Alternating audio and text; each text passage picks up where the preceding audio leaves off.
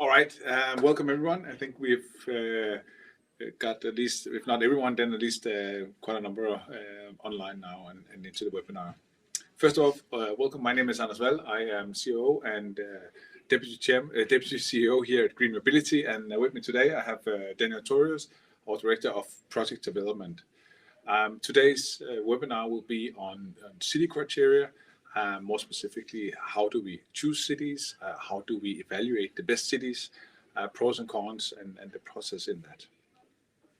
As always, you are welcome to ask questions along the webinar, and today it will be my job to see if I can challenge Daniel on some of these things. So feel free to shoot any questions as they arise.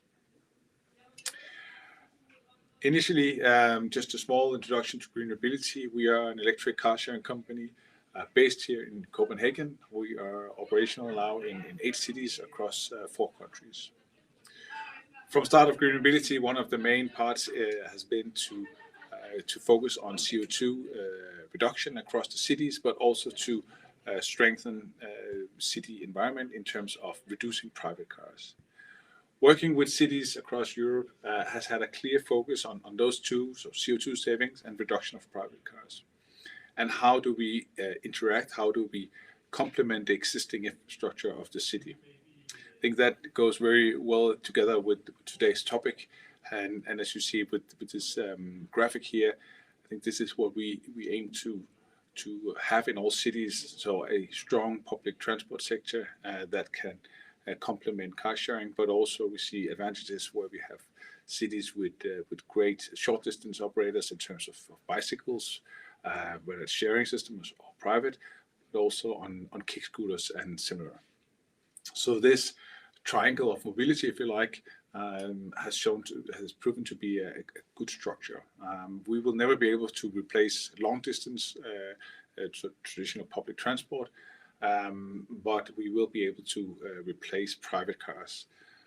And this is something that we are also measuring ongoingly. And as you see here, currently we have a factor of 1 to 4, meaning that for every car we have on the street, we've replaced 4 private cars. This is our existing customers saying that they've actually sold a car to switch into our solution. And luckily as well, this is a number that is increasing constantly. So we do see that we are replacing more and more cars. Quick overview of GreenMobility. As I said, 8 cities in 4 countries, Belgium, Denmark, Sweden, and Finland, as you see on the map here. We also have a few what we call announced cities, so cities we are actively planning at the moment. Possibly Daniel can give some insights into those in a minute or two. But this is the way we constantly grow. Obviously, this is where we are today. Ambitions are much further. With our approximately 950 electric vehicles, we service more than 130 customers today, and a growing number on that. When we look towards the market on a greater scale, we look towards the growing cities of car sharing, but also size of the city.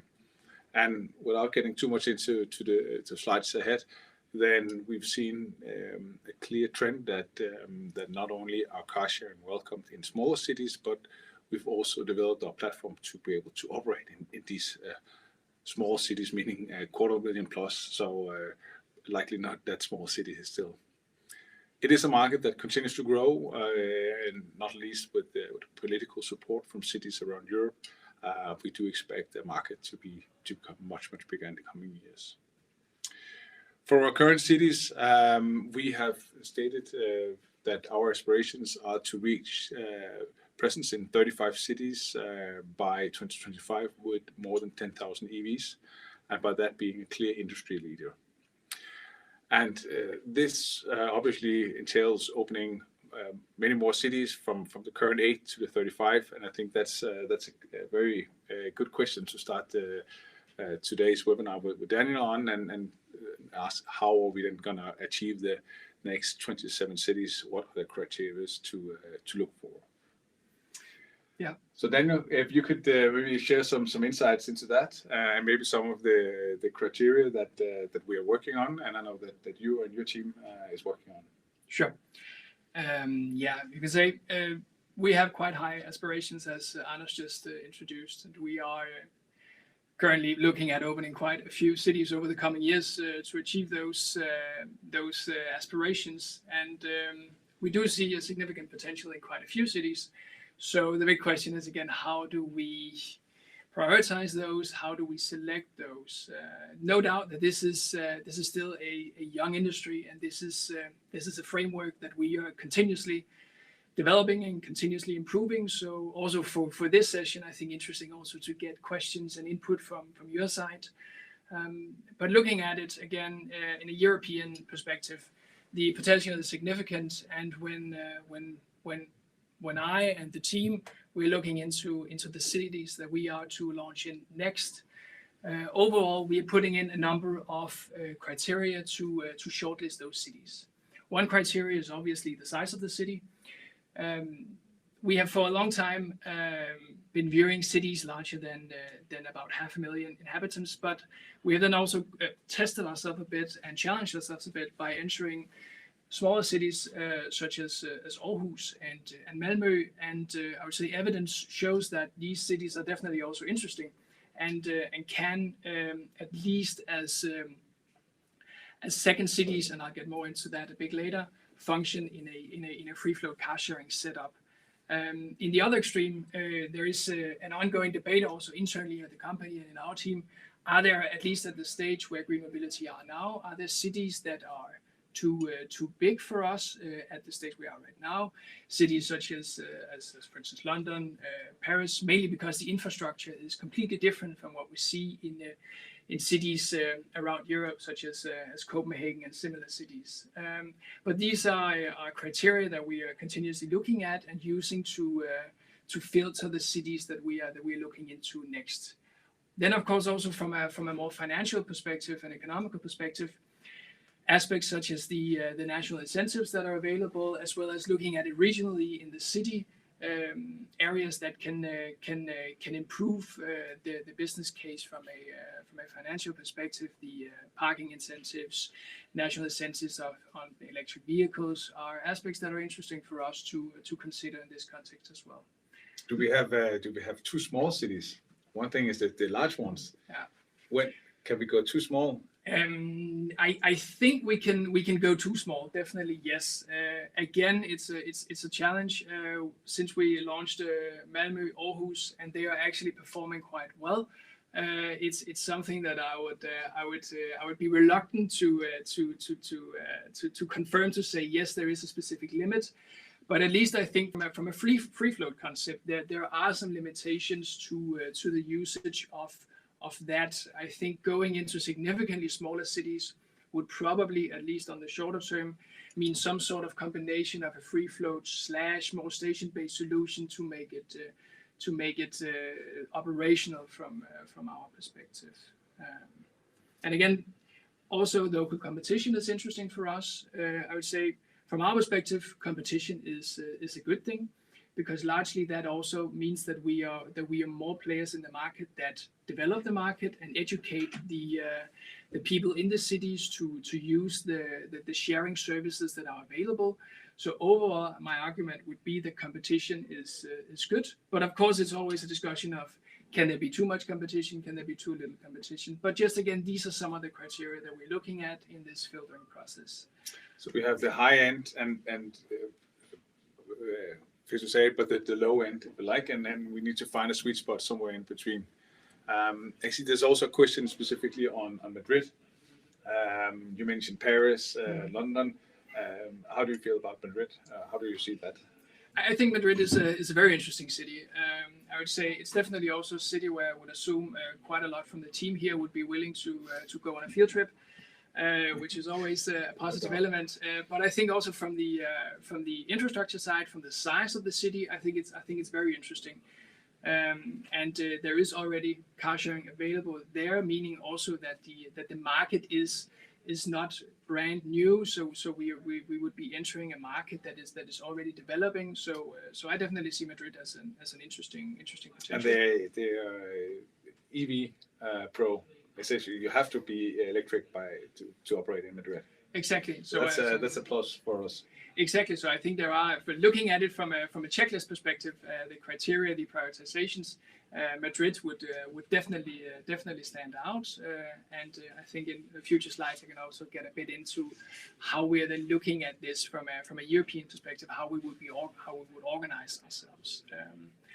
But taking it one step further and saying, of course, there are these overall criteria of how are we filtering the cities, but of course we also need to prioritize between those. And a part of that is, of course, to say internally we do have some strategic decisions that we are adhering to. Could be, for instance, that there is a region that we want to fully cover. If we want to be completely Scandinavian or covering a specific region, that could be part of prioritization among these cities. Another element could be what we just call an easy win, would be a second city in a country. There's no doubt entering a new city. A lot of the efforts in opening that relates to opening an office, opening a new country as such. So therefore, these second or third cities in a country is, of course, from an operational perspective, significantly easier to approach. And then we, of course, also have the more opportunistic element of our prioritization, and also where I think it's a strength that we are still a startup company and very agile, meaning that if we do see some local developments that are particularly interesting for our service, could be specific incentives program or similar, then those can definitely also be ranked higher. All in all, these different elements speak into our prioritization of the cities and ultimately the rollout or the rollout of our next cities.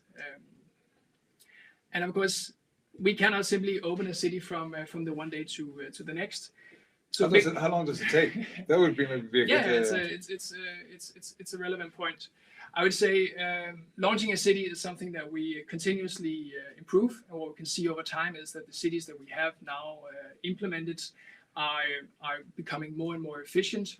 My argumentation would be, depending on local conditions, depending on delivery times of different key elements in the service, I would assume that we could launch a city within 4 to 6 months. So it's doable within a fairly short time frame, but no doubt there's a lot of infrastructure that needs to be in place before we can put the first car into service. And there is a lot of preparation that goes on before we can launch a city. And that's also why I state here that ongoing dialogue is required. We have previously announced that we have been in dialogue with more than 35 cities that have all embraced our concept and acknowledged that they would be interested and open in a green mobility service in their city. And that is just to state that, of course, we will not from the one day to the other open these 35 cities, but it is an ongoing process that requires significant efforts into dialogue with various city stakeholders, but also generally the industry and suppliers. So it is a long process before we announce a city and before we enter a city. There has been a lot of processes in maturing that market and making sure that that is also the ideal spot for our next GreenMobility location. And from your experience and from your daily work, what are some of the main criteria? What do they need to have to launch a city? I mean, we're talking about political support, we're talking about incentives, we're talking about charging, parking, and a lot of other things. Which are, in your mind, the key things, or maybe even the number one? Yeah, there are a number of elements in a city that I think are crucial for the selection of that city. And there's no doubt the political support, and not necessarily meaning political support in a financial way, but simply being welcome in a city, enabling us a smooth entry into a city is a key element. If we can feel that here is a city stakeholders that are interested in our concept, interested in our launch in the city, that significantly improves our case, but also our entire operation. So that side is I would say critical to our launch, and then of course also stated before these numerous factors that sum together provide this case for us of making sure that there are potentially the infrastructure needs to be at least somewhat in place, even though we can be pragmatic in that sense. I'll also come a bit further into that in the future slides. Cool. Yeah. We'll move ahead on this Yeah, exactly. So my next point here is to say that when we are launching a new city, when we are launching a new country, we are doing this from a hub strategy, meaning that a city can operate as a satellite with a regional hub attached to it that handles a lot of the main functions. The logic here is that over the past years we have been on a journey to give it in these very broad terms of how to best internationalize. I think we have developed a lot from thoughts of having everything operated basically from one headquarter to having everything decentralized into the different regions, and ended up with this hub approach where for all regions we define a region. Could be, as presented here on the slide, a Scandinavian region where there is, as it is in the GreenMobility case, a natural hub in Copenhagen. It could also be a German-speaking hub that could include the DACH region, the Germany, Austria, Switzerland. It could be, as put here, a UK hub, a Benelux hub. These hubs that combines both the language, but also some of the cultural similarities. The idea behind this hub thought is that to operate a city, we to a large extent only need cars available on the streets and a crew to handle those cars. That is the ideal setup. But of course, there's a lot of other elements in operating a city. We need to have general management, we need to have marketing in place, and we need to have some overall operational management. But that does not need to be in place in all cities. That can then be combined and bundled in these individual hubs that we would have, where Copenhagen, for instance, is one natural hub in this, guiding and directing the local and the regional satellites. So specifically, what do we have? What entails a satellite city? What do we have in that? Yep, basically I would say in a satellite we have as little as possible. So in a satellite we have the cars that are needed to actually perform our service. We have the infrastructure in place and the supplier network that is needed to operate the service on a daily basis. We would have a crew that can handle the cars on a daily basis, making sure that they are charged, that they are clean, and that they are distributed in the right manner. Ideally, over time, we would also further develop and educate this crew into handling ad hoc tasks on the cars, minor repairs, again insourcing as much as possible into the operation. And then we would most likely also have a local team leader, potentially a regional team leader. But ideally, that would be all we had in one city. And So then no office cost, no sort of investment locally, except obviously for the fleet of cars. Exactly. So a very simple operation locally, anchored regionally in a hub. Yes. And how does that work in terms of then obviously having customer service or call center in a hub city? How does that work across borders, and how far could that possibly be taken? Yeah, that's also been an ongoing discussion also here from Copenhagen. How large can we extend such a hub? And I think also that will be a ongoing discussion, because no doubt in our service the customer service is a key element in our operation. Customer service handle all inquiries from customers, but they're also on a regular basis in dialogue with our street crew, making sure that the right tasks are prioritized. And I would say as long as we can handle the language barrier, we do see that here in Copenhagen, and I think it's always very interesting to walk by customer service here at headquarters to see that there's a great mix of Danish speaking and Finnish speaking and Swedish speaking. And I think having this mix in an office is absolutely no problem. So I think as long as we can handle the language, I call it barriers, but also the positive elements of that, but handling the local languages, I think it's doable to handle a larger region. For instance, as we here in Copenhagen could handle all of Scandinavia, basically. So I have to provoke you a little bit. So how many languages could we have? Do you see? Yeah. I mean, Yep. will this continue to? continue to add languages? I would Or is say there a yes. barrier? Pragmatically, I think you could continue to add languages to a large extent. I think again, Copenhagen is an area with a lot of there's a lot of international students. There's a great international environment. I could definitely see us adding more languages, but I also think we need to be true to the ambition of being local. This service is best operated also with a local view.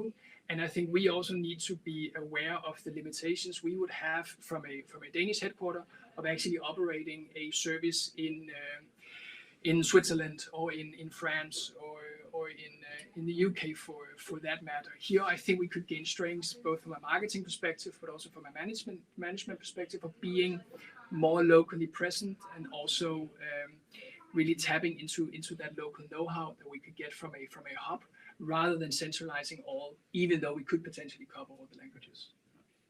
So regional setup with local focus. Exactly. Yeah. Something like okay, Yeah. perfect. All right. Maybe let's jump a little bit to the next part of assessment in terms of when we look at countries. Exactly.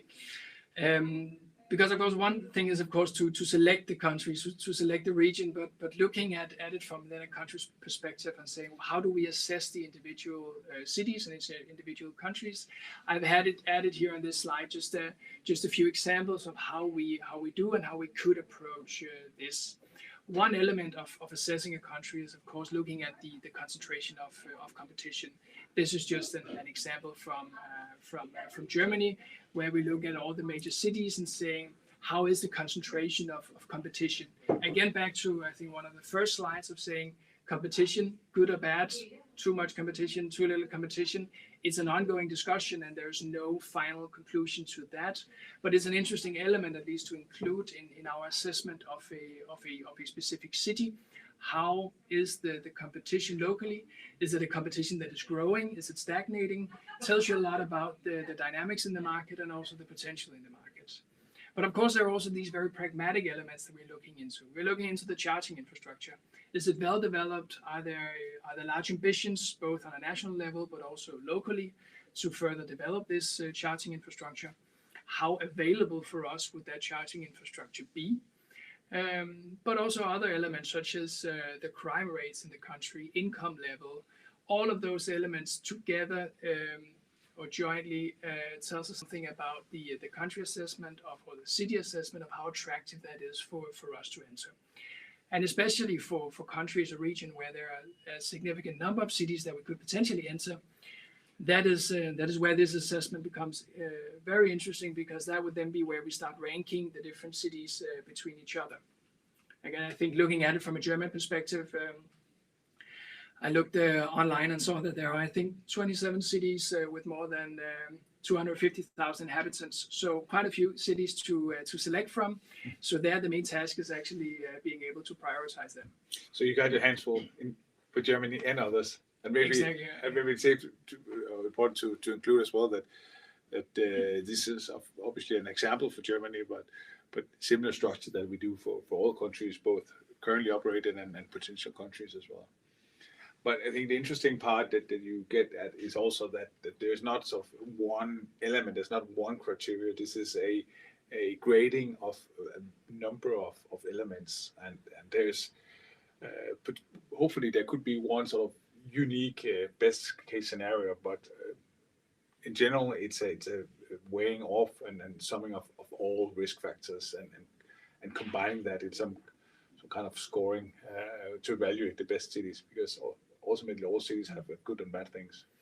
Exactly, and it is a mix of different parameters that jointly present this case, and therefore it's impossible to say whether or not parking is the key criteria or EV incentives is the key criteria. So it will simply be an individual assessment, I would say, of each city and of each region. All right. I think jumping to the next part, which is obviously something that we can all relate to, at least as a user, something about parking and charging.